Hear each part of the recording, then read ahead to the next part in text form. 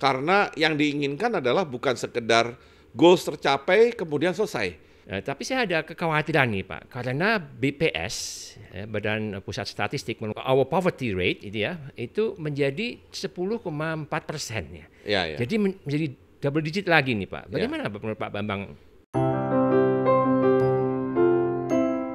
Selamat datang di Unlocking Potential, seri podcast Tanoto Foundation yang membahas isu-isu terkini, isu-isu pendidikan, sumber daya manusia, dan keberlanjutan. Episode hari ini membahas tujuan pembangunan berkelanjutan atau Sustainable Development Goals, sering kita sebut SDGs, dan implementasinya di Indonesia.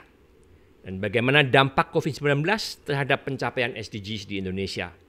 Saya Satrio Tanujoyo, CEO Tanoto Foundation, dan bersama saya hari ini Profesor Bambang Brojonegoro.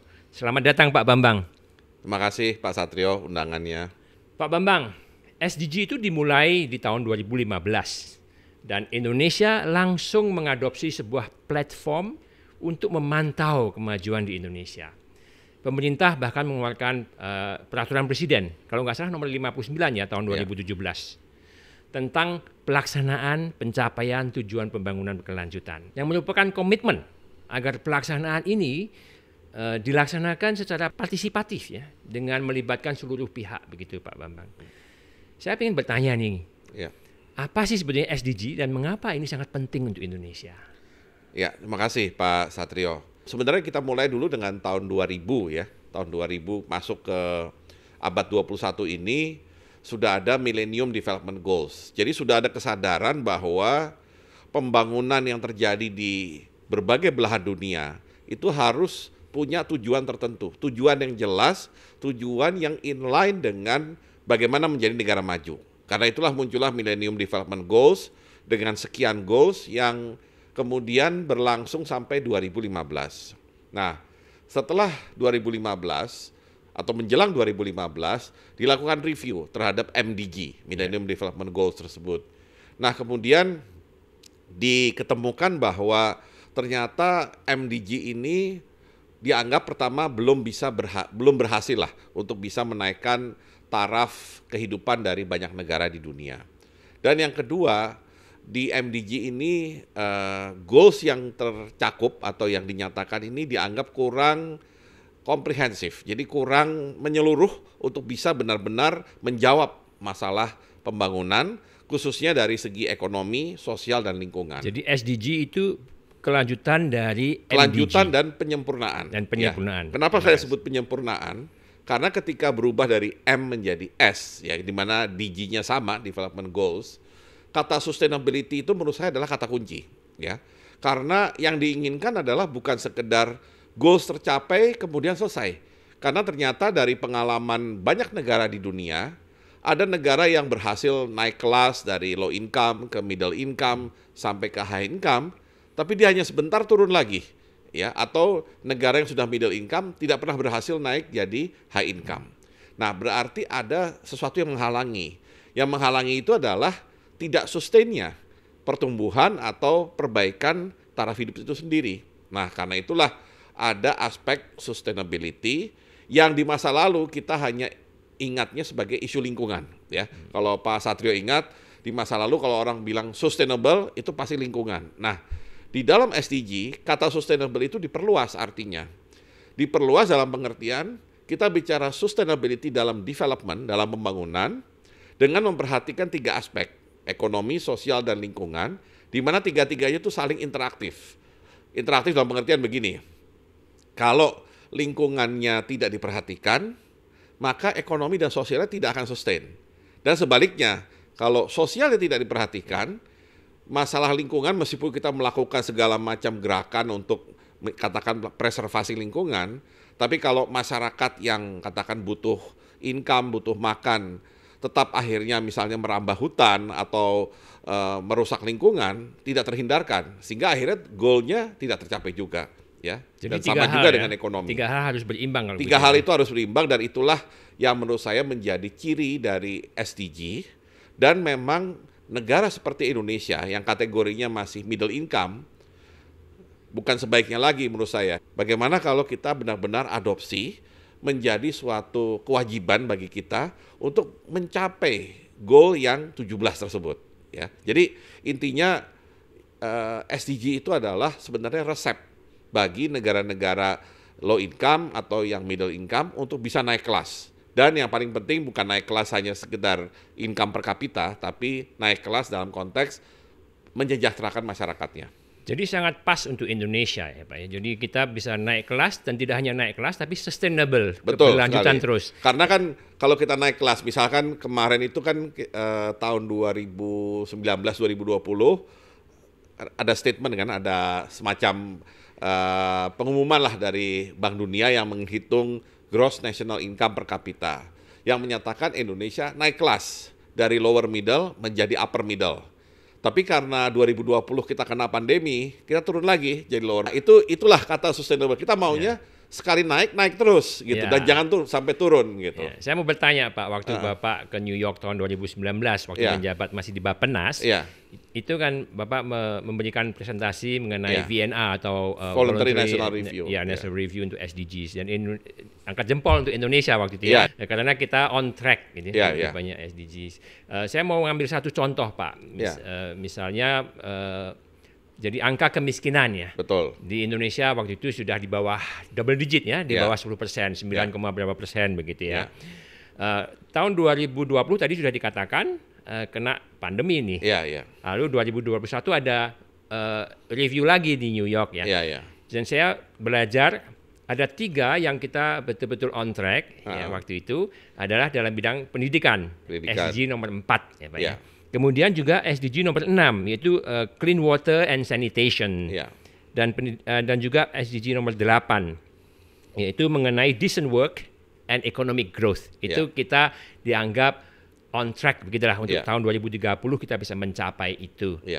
Tapi saya ada kekhawatiran nih Pak, karena BPS Badan Pusat Statistik mengeluarkan data bahwa tahun 2021 ini kemiskinan atau angka yang our poverty rate itu menjadi 10,4% ya. Jadi menjadi double digit lagi nih Pak. Bagaimana menurut Pak Bambang dampak ini terhadap pencapaian SDGs kita di Indonesia? Betul sekali Pak Satrio, memang Sustainable Development Report tahun 2021 mencoba membedah pencapaian dari 17 goal dalam SDG untuk Indonesia. Dan memang 3 yang tadi Pak Satrio sebutkan sudah masuk kategori hijau karena memang dianggap on track. Tapi kita harus ingat on track-nya adalah pada kondisi hari ini, data hari ini. Ya, tentunya kita harus jaga benar agar status hijau itu terus bisa berlangsung sampai mendekati 2030. Nah, kemudian ada yang sisanya itu boleh dibilang terbagi 2 kelompok besar. Ada yang dianggap moderately improving, ada yang dikategorikan sebagai stagnan, ya, dianggap stagnan, dan ada 2, salah satunya, nah ini kritikal buat Indonesia. Salah satunya terkait goal nomor 10 mengenai kesenjangan yang masih dianggap belum cukup datanya, jadi belum bisa dinilai. Memang betul pandemi ini boleh dibilang memberikan semacam setback bagi pencapaian SDG, tidak hanya di Indonesia, tapi seluruh dunia, ya. Di mana untuk Indonesia tingkat kemiskinan yang tadinya susah payah diturunkan sampai di bawah single digit dan merupakan pencapaian terbaik mungkin sepanjang sejarah, kemudian hanya karena pandemi, dan pandemi memang serius sekali, pandemi membuat kegiatan ekonomi menurun sehingga akhirnya banyak orang yang mungkin income-nya berkurang, kehilangan pekerjaan, itu yang membuat kemiskinan kembali naik. Nah, kita berharap ini adalah kegiatan yang sifatnya temporer dan sekaligus juga memberikan pelajaran buat kita, kalau menurut saya ya, pelajaran buat kita bahwa upaya untuk menjaga agar kemiskinan itu tetap rendah itu tidak cukup hanya dengan bantuan sosial, ya. Bagaimanapun kalau kita ingin mengurangi kemiskinan yang sustainable, yang berkelanjutan, kuncinya adalah bagaimana orang-orang ini yang masih dalam kelompok baik yang di bawah garis kemiskinan maupun yang rentan miskin, yang hanya sedikit di atas garis kemiskinan, itu bisa punya daya tahan menghadapi terjadinya krisis pandemi. Karena memang kalau saya pelajari mengenai kemiskinan di Indonesia, ketika seseorang sudah masuk rentan miskin, artinya dia tidak lagi masuk kemiskinan absolut, tapi dia rentan miskin. Nah, ada kata rentan di situ. Rentan itu kan bahasa Inggrisnya Bisa balik vulnerable. lagi gitu ya. Dia bisa kembali balik lagi. ya. Dan salah satu penyebab itu balik lagi adalah kalau ada bencana. Baik bencana alam ya, maupun bencana seperti pandemi Termasuk ini. COVID-19. COVID-19. Nah, kita ini tinggal 9 tahun lagi, Pak. Ya. 2021 sampai 2030 ini. Ya, ya. Menurut Pak Bambang bagaimana kita bisa mengejar dan mencapai 17 goals dari SDG ini? Ya. Memang tadi yang saya katakan pandemi ini ya sayangnya ya kalau kita boleh bicara kilas balik terjadi ketika upaya mencapai SDG ini boleh dibilang baru dimulai kan kita kira-kira 5 tahun. 5 tahun itu kalau saya bagi karena ini 15 tahun kan 2015-2030. Berarti ini kan 5 tahun pertama membuat fondasi, menyiapkan indikator, menyiapkan program ya. Memastikan program yang disusun itu on track ya. Dan harapannya 5 tahun berikutnya ini 2021-2025 itu dalam kondisi percepatan dari program sehingga 2026-2030 harapannya sudah dekat dengan goal. Nah, dengan pandemi ini maka mau tidak mau cara pertama ya pemerintah dan seluruh lapisan masyarakat harus berani invest lebih banyak. Nah, ada hitungan Pak Satrio di sebelum pandemi lah ya, bahwa untuk mencapai SDG 2030 di seluruh dunia diperlukan investasi 2,5 triliun US dollar ya. Ini angka yang besar ya. Terjadi pandemi, apa yang terjadi? Karena pandemi ini kan berarti seperti Pak Satrio bilang, kemiskinan yang harusnya sudah turun naik lagi. Berarti kan harus ada investasi tambahan. Betul. Nah, perkiraannya sampai saat ini investasi tambahan untuk katakan mencoba mengejar target 2030 dengan intensitas yang sama, itu adalah 1,7 triliun US dollar. Jadi totalnya berapa Pak? 4,2 triliun US dollar. Nah, disinilah yang tadi kita sering bicarakan di masa lalu juga, tidak cukup hanya pemerintah, harus semua pihak ya. Artinya swasta turun tangan, kemudian juga kayak filantropis ya. Kemudian juga kelompok-kelompok lain mulai harus menanamkan kepedulian dan bersatu mengumpulkan upaya agar investasinya bertambah dan goalnya tercapai. Dengan 4,2 triliun US dollar tadi. Ya, tadi Pak Bambang juga sudah mengatakan bahwa swasta itu perannya sangat penting juga, apalagi kalau kita bicara soal investasi, tidak bisa hanya dari pemerintah. Ya, Pak. Tapi ada satu lagi yang saya ingin tanya, peran pendidikan di mana Pak ya? Nah, disitulah perbedaan utama SDG dengan MDG. Di SDG ada goal yang barangkali orang nggak terlalu banyak lihat, tapi menurut saya itu yang membedakan dia dengan MDG, yaitu goal terakhir, goal nomor 17, mengenai kemitraan. Ya. Karena kata-kata itu tidak ada di dalam MDG. Dan MDG itu boleh dibilang pendekatannya sangat heavy di pemerintah. Seolah pemerintah responsible untuk beresin soal ekonomi, sosial, dan lingkungan. Nah, dengan adanya goal 17, kemitraan, pertanyaannya adalah kemitraan dengan siapa? Tentunya kemitraan dengan semua. Tapi ada satu sektor yang sangat diharapkan untuk bisa berpartisipasi aktif di goal 17, yaitu sektor swasta. Dan kalau terkait pendidikan, Pak Satrio, memang kita tahu di Indonesia pun, apalagi di negara-negara maju, pendidikan mungkin salah satu area yang sudah lama sekali yang namanya swasta atau filantropis itu sudah terlibat. Dan kenapa mereka sudah terlibat sejak lama, bahkan jauh sebelum ada ide SDG? Karena semua orang tahu bahwa pendidikan itu adalah fondasi. Fondasi dari upaya kita untuk memperbaiki kesejahteraan masyarakat. Ya, jadi intinya begini, kalau saya misalkan sebagai pengambil kebijakan, ya, dikasih uang terbatas, terus saya disuruh mencapai 17 goal. Nah, karena uangnya terbatas, maka yang harus saya lakukan kan seperti sequential. Goal mana yang akan saya dahulukan, setelah ini beres, masuk ke goal berikutnya, masuk lagi ke goal berikutnya, dan seterusnya sampai 17. Maka saya, kalau nomor 1, memang bukan pendidikan Pak Satrio, kesehatan. Kenapa? Kita nggak bisa sekolah dengan baik, kita nggak bisa mengikuti pendidikan dengan baik kalau kita tidak sehat. Jadi kesehatan itu esensial karena manusia bagaimanapun sangat tergantung pada fisiknya juga kan. Jadi kesehatan nomor 1. Nah, setelah kesehatan itu katakan saya bereskan, maka nomor 2-nya apa? Pendidikan, Pak. Ya. Jadi sebelum yang lain-lain kita bicara pendidikan dulu, karena pendidikan itulah yang kalau kita melihat pengalaman negara maju, yang bisa mempercepat pengurangan kemiskinan. Ya. Pendidikan pula yang bisa mengurangi ketimpangan. Ya. Kenapa? Karena pendidikan itu istilahnya adalah suatu tahapan di mana seseorang yang tadi ada di bawah garis kemiskinan itu bisa naik di atas garis kemiskinan, masuk kelompok rentan miskin, tapi dia bisa sustain kalau dia punya pendidikan. Jadi bedanya begini, misalkan ada dua orang nih, ada si A dan si B. Si A ini dikasih modal pendidikan, ya pokoknya pendidikan yang baik, akses pendidikan yang baik. Si B hanya diberikan semacam bansos, katakan dikasih jumlah uang lah per bulan. Nah, katakan setahun sesudahnya dimonitor, oh dua-duanya sekarang sudah tidak lagi masuk kelompok miskin, ya. Dua-duanya sudah di atas garis kemiskinan, gitu. Nah, kemudian ketika 2 bulan lagi direview, misalkan ada pandemi, oh ternyata atau bukan pandemi lah, ada bencana atau ada gangguan, ternyata yang tadinya sudah rentan miskin, mungkin dia tetap stay di rentan miskin, tidak naik, atau bahkan bisa turun. Tetapi yang pendidikan, mungkin dia masih stay, tapi dia juga bisa naik. Kan setelah rentan miskin itu namanya calon kelas menengah, kalau bahasa Inggrisnya aspiring middle class.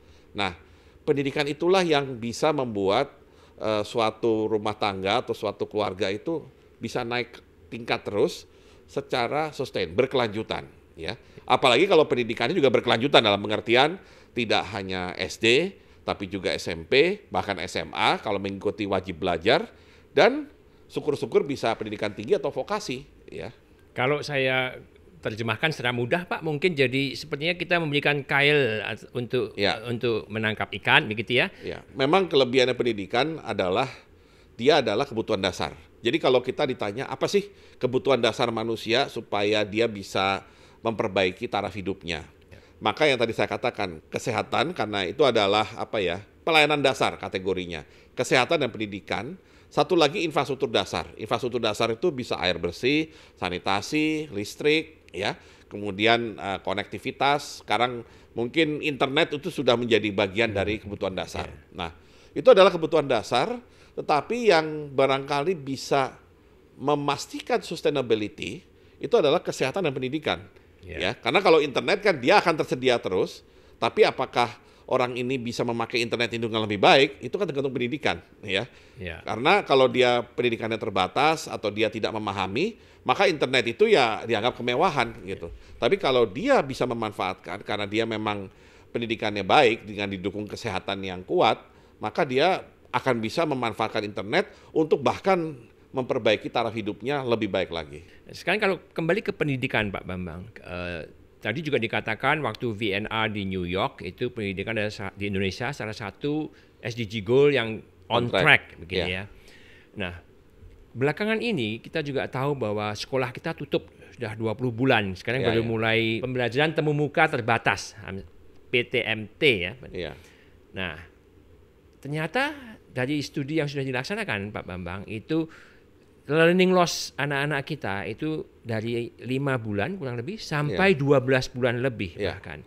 Jadi kita sangat ketinggalan nih Pak Bambang. Menurut Pak Bambang bagaimana nih kita bisa mengejar ketinggalan ini? Belakangan ini kita juga tahu bahwa sekolah kita tutup sudah 20 bulan. Sekarang baru mulai pembelajaran temu muka terbatas, PTMT ya. Nah, ternyata dari studi yang sudah dilaksanakan Pak Bambang itu learning loss anak-anak kita itu dari 5 bulan kurang lebih sampai 12 bulan lebih bahkan. Jadi kita sangat ketinggalan nih Pak Bambang. Menurut Pak Bambang bagaimana nih kita bisa mengejar ketinggalan ini?